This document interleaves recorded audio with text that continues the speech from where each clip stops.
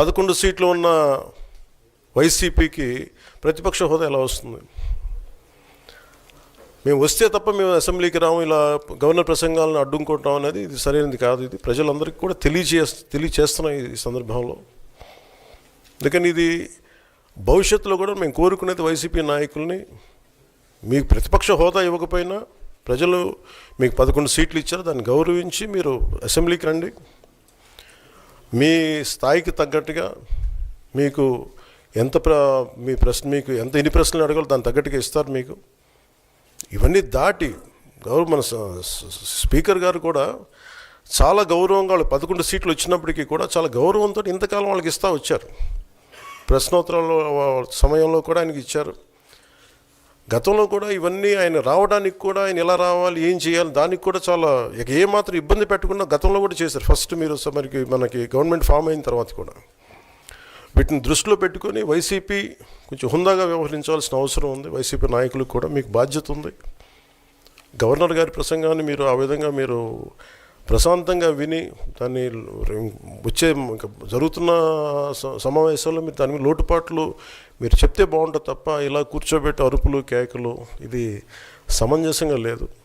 అంటే అర్ధాంతరంగా ప్రతిదానికి అసెంబ్లీలోకి రాగానే గొడవ పెట్టుకోవాలి, దేన్నైనా విభేదించాలనేది ఇది చాలా లో లెవెల్ ఆలోచన విధానం, లో లెవెల్ స్ట్రాటజీ. అది ప్లీజ్ మీరు అప్గ్రేడ్ అవ్వండి, మీరు అప్లిఫ్ట్ చేసుకోండి, మీరు కూర్చోబెట్టి డెమోక్రటిక్ ప్రాసెస్కి గౌరవం ఇవ్వండి. మనస్ఫూర్తిగా వైసీపీ నాయకులకి ఇది నా విన్నపం, నా విజ్ఞాపన. This what I would like to say. And నిజంగా కావాలి అంటే మీరు ఈ 5 సంవత్సరాల్లో మీరు ప్రతిపక్ష హోదా మీకు రాదు, అది మీరు మెంటల్గా ప్రిపేర్ అయిపోండి. 11 సీట్లతోటి మీకు ప్రతిపక్ష హోదా ఇవ్వబడదు, రాదు. ఎందుకంటే ఇట్ ఈస్ చంద్రబాబు గారు, గౌరవ ముఖ్యమంత్రి చంద్రబాబు గారు డిసైడ్ చేసేది కాదు, జనసేన డిసైడ్ చేసేది కాదు. దానికి రూల్స్ ఉన్నాయి, దానికి రెగ్యులేషన్స్ ఉన్నాయి, నామ్స్ ఉన్నాయి.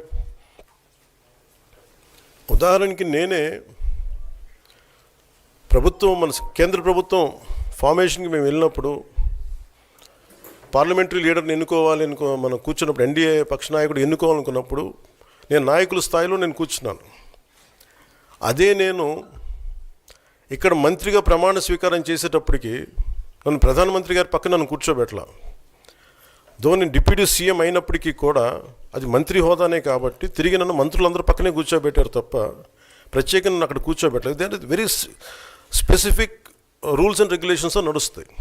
ఉదాహరణకి పొద్దున కూడా స్పీకర్ గారు ఎదురొస్తే నేను అసెంబ్లీలోకి అడుగు పెడతా ఉంటే స్పీకర్ గారు ఎదురొచ్చారు.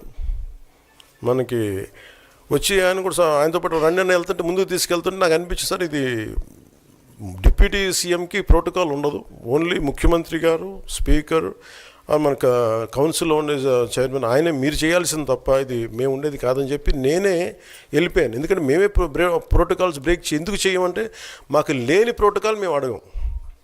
అలాగే వైసీపీ నాయకత్వం కూడా గుర్తించాల్సింది, ఇది మీకు హోదా ఇవ్వబడదు.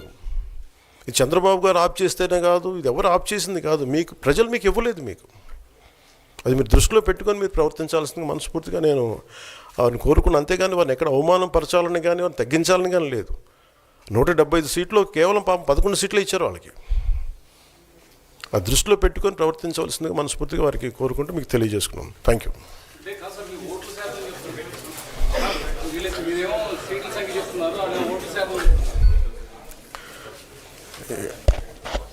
ఫస్ట్ అప్పుడు ఏం చేయాలంటే సార్, అప్పుడు జర్మనీకి వెళ్ళిపోవాలండి. ఇప్పుడు జర్మనీలో ఏంటంటేనండి, నేను జర్మనీ రిజల్ట్స్ కూడా ఇది వచ్చినాయి చూస్తా ఉన్నాను. ఎలక్షన్స్లో 25% వచ్చిన హైయెస్ట్ పర్సంటేజ్ ఆఫ్ వచ్చిన ఓటుకి ఇన్ని ఎంపీస్, ఇంత అసెంబ్లీ స్థానాలు ఉంటాయి వాళ్ళకి. 5% మించి తక్కువ వస్తే 5% ఓట్లు మిగతా వాళ్ళు పంచుకుంటారు.